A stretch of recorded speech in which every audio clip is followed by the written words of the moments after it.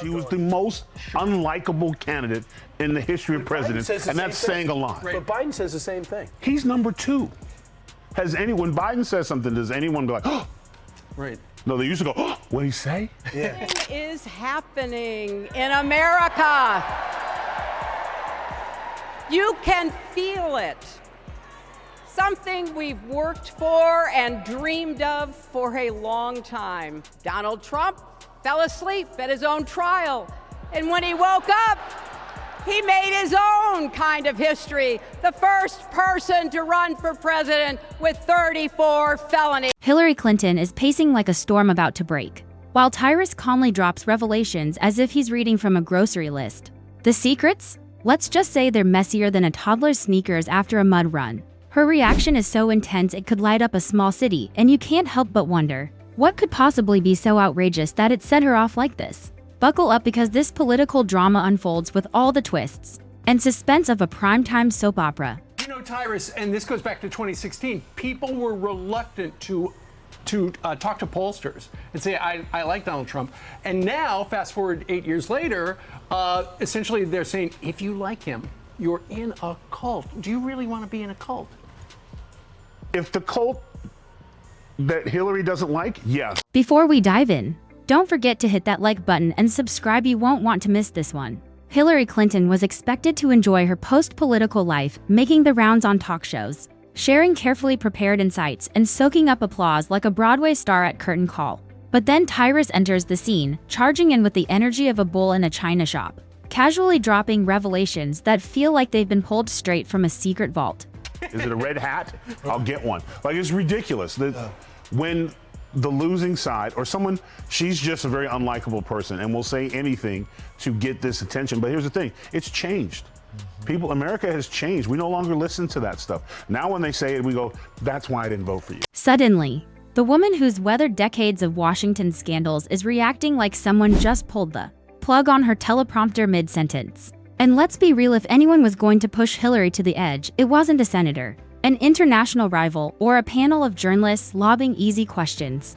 No, it had to be Tyrus, a man who looks like he was designed in a WWE lab and then repurposed as a television truth grenade. He doesn't tiptoe into controversy. He cannonballs straight into it. Clinton is one of the most disgusting human beings on the planet. Very much so. Always has been, always will be, and will be inserting clips on her response to Benghazi several times throughout the interview. I want to show who she is. She's worse than her husband. A lot of people say that this was triggered by a YouTube video. This is her statement. I condemn in the strongest terms the attack on our mission in Benghazi today. The United States deplores any intentional effort to denigrate the religious beliefs of others. Our commitment to religious tolerance goes back to the very beginning. Picture this, the world is carrying on as usual, politics moving along in its swampy rhythm. Then Tyrus decides that today's the day he's digging into secrets, not the polished kind politicians love to spin, but the messy kind. The kind of revelations that can turn a spotless reputation into something that smells like gym socks after a 4th of July barbecue. When she talks, you kind of get why Bill did what he did. You know what I'm saying? Like, like,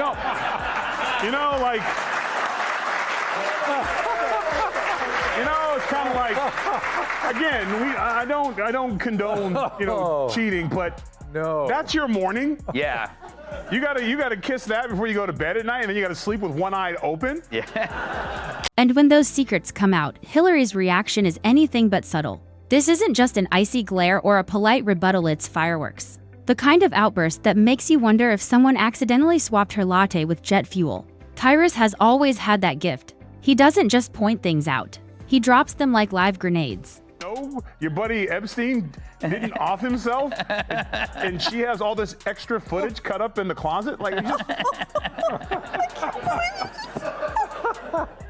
I bet Bill has not had a good night's sleep for years. I mean, that's why he aged so badly. Yeah. A lot of people don't know this. Bill Clinton is only 37 years old.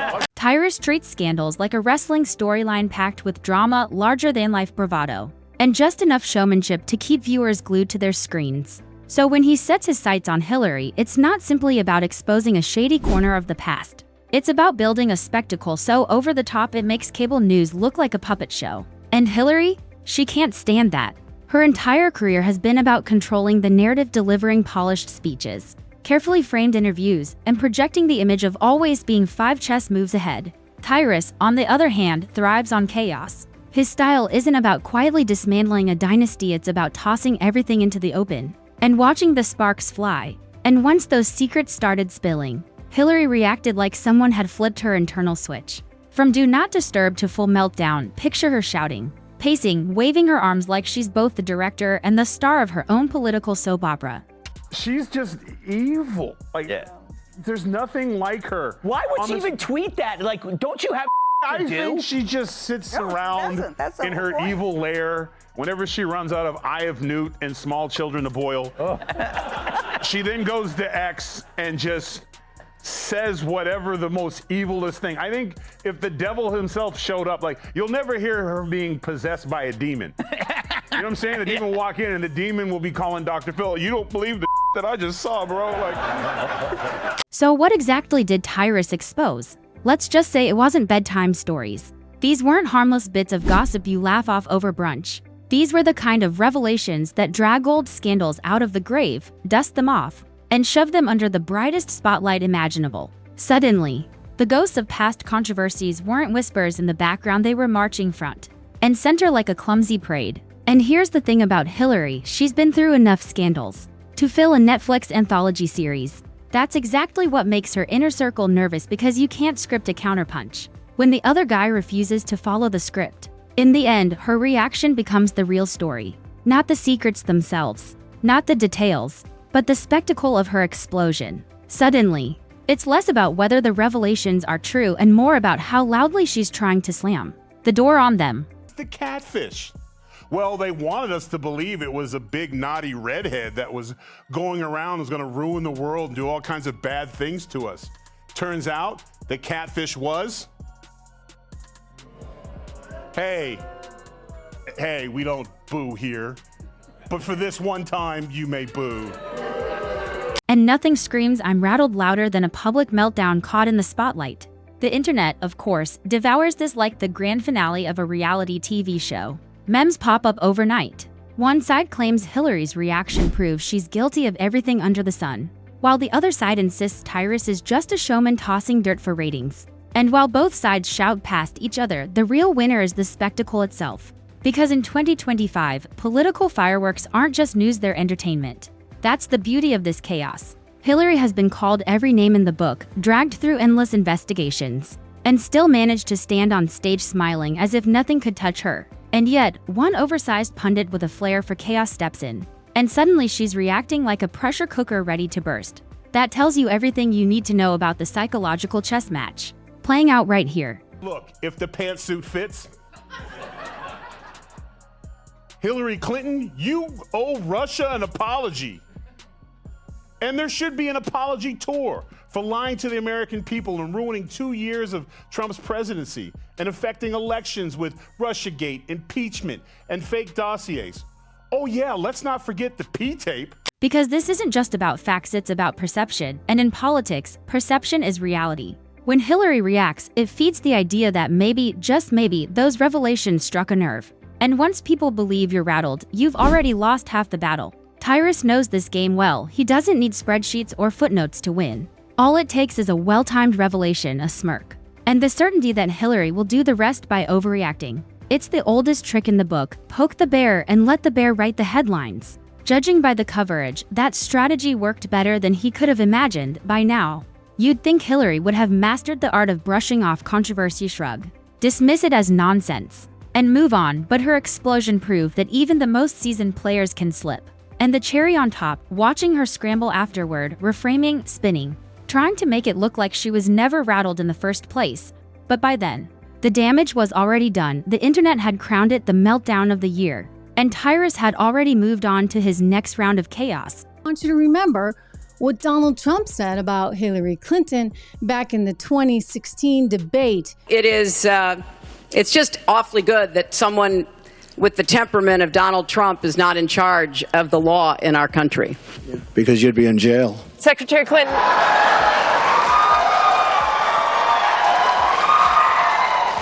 It's like he because you'd be going to jail, lady. The explosion wasn't just a reaction, it was a performance. The kind of spectacle that makes you wonder if Hillary had been rehearsing it in front of a mirror for years. She didn't just disagree, she detonated. Arms flailing, voice rising. Every ounce of irritation unleashed the moment Tyrus hit the launch button. It felt like watching a Shakespearean tragedy rewritten as a WWE promo, complete with a soundtrack only she could hear in her head. The truth is, Hillary doesn't do subtle. She tries plastering on the politician's smile, leaning into the microphone, delivering lines with courtroom precision.